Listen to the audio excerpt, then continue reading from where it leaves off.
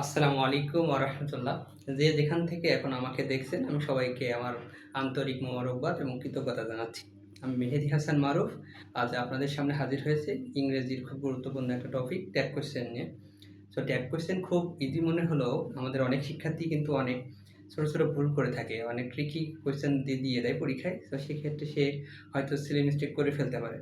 এজন্য তাদেরকে সতর্ক করে দেওয়ার জন্য আজকে কিন্তু আমার এখানে আসা।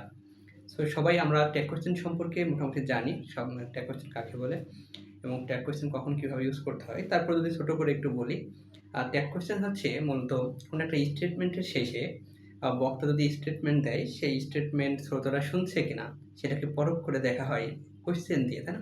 যেমন আমি যদি বলি আজকে আমি একটা গল্পের বই পড়বো, এটা আমার স্টেটমেন্ট। এখন আপনি শুনলেন, আমি এটা বললাম।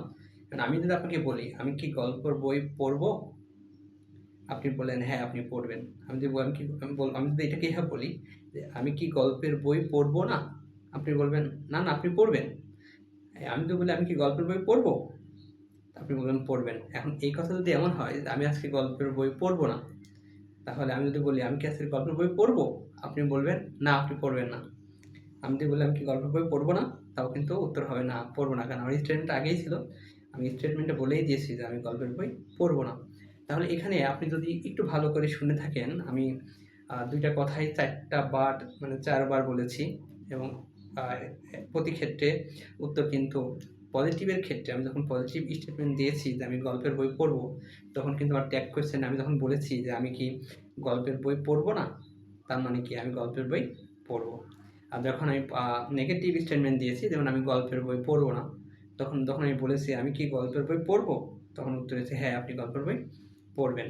তাহলে এরকমভাবে ট্যাগ কোয়েশ্চেনস হচ্ছে যে কোনো বক্তার স্টেটমেন্টকে লাস্টে emphasize করা হয় কোয়েশ্চেনের মাধ্যমে।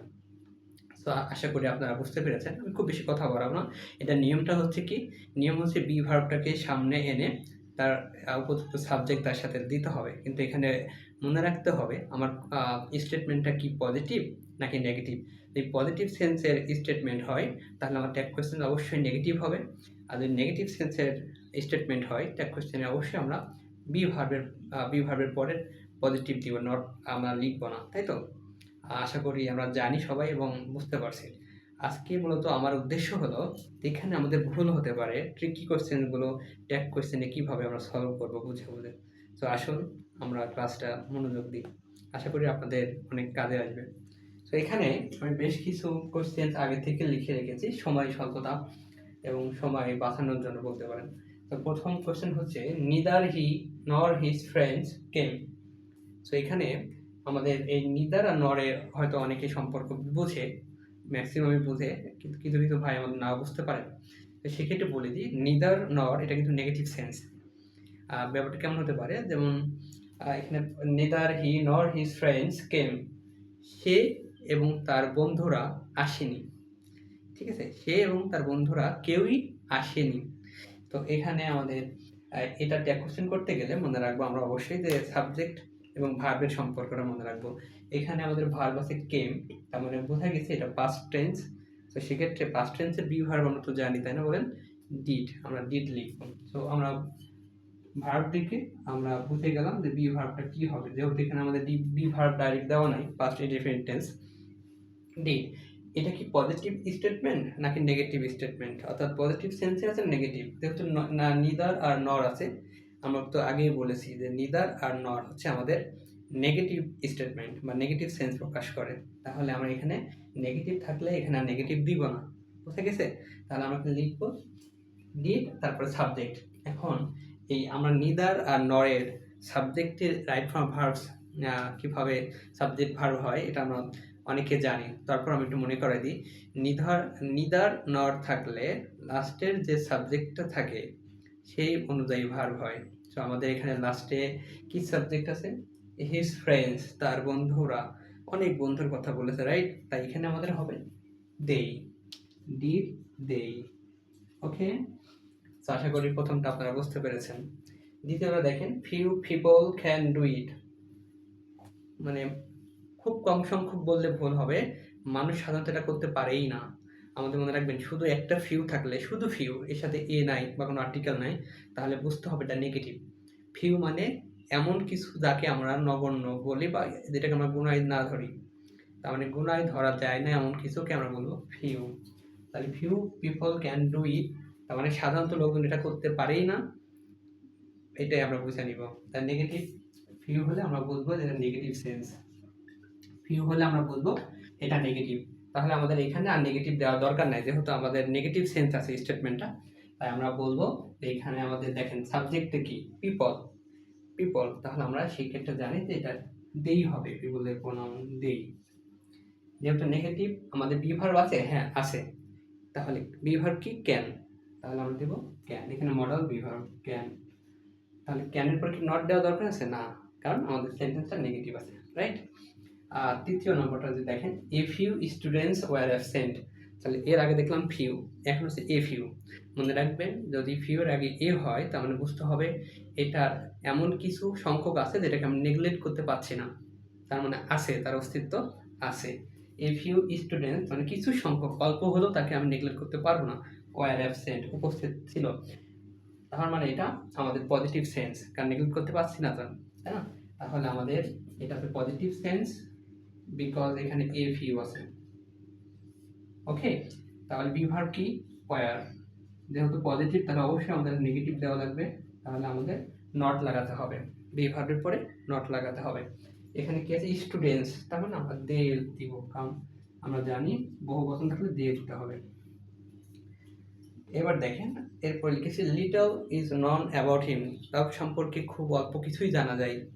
সো এই লিটলটা কি মানে এতটা অল্প যেটাকে আমরা কাউন্ট করতে পারবো না, মানে যেটা আসলে বলার মতো এমন কিছুই জানি না, তার মানে এটা নেগেটিভ সেন্স, শুধু লিটল থাকলে সেটা নেগেটিভ সেন্স। তাহলে ফিউ এর মতো লিটল হচ্ছে আমাদের নেগেটিভ সেন্স। আশা করি আপনারা বুঝতে পারছেন। তাহলে যেহেতু নেগেটিভ তাহলে সেন্টেন্সটা আমরা নিশ্চয়ই যখন ট্যাগ করব তখন আমাদের অবশ্যই পজিটিভ হওয়া লাগবে। তাহলে ইজ আছে বি ভার্ব, আপনি ইজ দিবেন। এরপরে দেখেন little is non about him, তার সম্পর্কে কমই জানা যায়, তাহলে ইট দিব, ইট, কারণ আমাদের সাবজেক্টটা হচ্ছে বস্তুবাচক, জানার কথা বলেছে।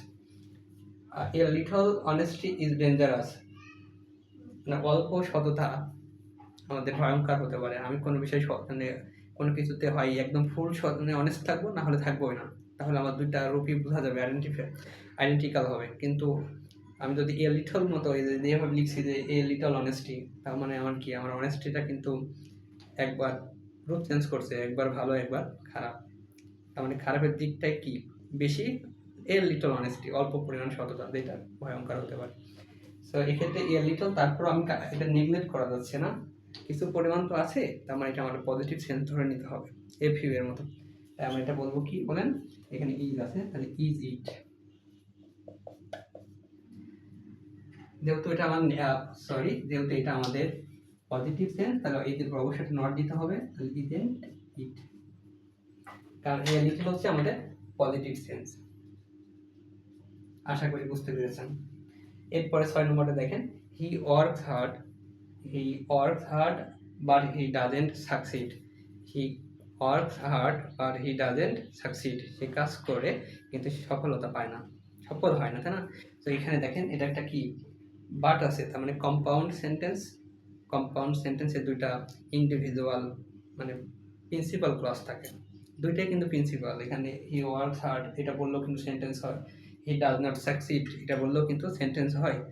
তাহলে কোনটাকে নিব আমরা, এই নেগেটিভ নিব নাকি পজিটিভটা নিব, এটা অনেক স্টুডেন্ট কনফিউজড হয়ে যায়, তাই এখানে রাখা হয়েছে।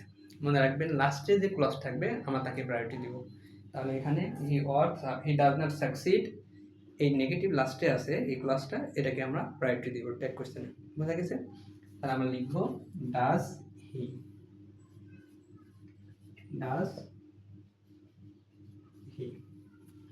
তারপরে দেখেন হি নিড টু ওয়ারি, এখানে এই নিডটা যদি মেন ভার্ব হতো তাহলে কিন্তু এটা যেহেতু প্রেজেন্ট টেন্স তাহলে এস বা ইয়েস হতো ভার্বের সাথে, যেহেতু এস বা ইয়েস নাই তাহলে আপনার বুঝতে হবে এটা মডেল অক্সিলারি, তাহলে মডেলের পরে আমাদের এস বা ইয়েস হয় না, নর্মালি আমরা জানি সবাই, তাই না। তাহলে মডেল থাকলে মডেলকে আমরা নট করে দিব। এর ভিতরে কি আমরা দেখেন তো এখানে কোথাও কি নেগেটিভ আছে না, কিন্তু তাহলে আমরা মডেলের মধ্যে বিভার আমরা জানি, তাহলে নিডের পরে নট লাগাবো, নিডেড হি। লাস্ট নম্বরটা দেখেন, হি রেয়ারলি ইটস দ্য মিট। সে সচরাচর মাংস খায় না, খুব দুর্লভ যে সে মাংস খাচ্ছে। তাহলে এই রেয়ারলি শব্দটা কিন্তু আমাদের negative sense. He rarely eats the meat মানে হচ্ছে সে সচরাচর মাংস খায় না, এটা খুবই দুর্লভ তার জন্য। তাহলে এটা নেগেটিভ সেন্স। এরকম নেগেটিভ সেন্স আরো কয়েকটা আছে, যেমন আমরা বলতে পারি স্কার্সলি,